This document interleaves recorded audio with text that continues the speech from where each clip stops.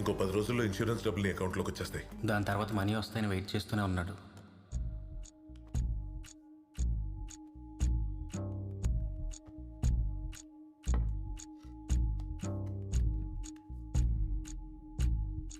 ఎన్నిసార్లు కాల్ చేసినా ఎవరూ లిఫ్ట్ చేయలేదు.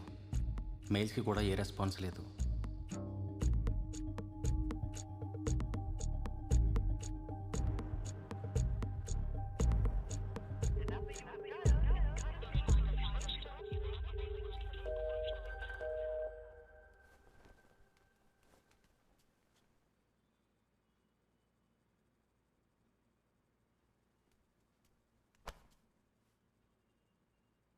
ఎందుకు తీసుకెళ్ళా? ఏంటి అదేంటి పెద్ద పెత్తనం చల్లేస్తున్నావు? వానలు వేస్తే చెప్పాను కదా.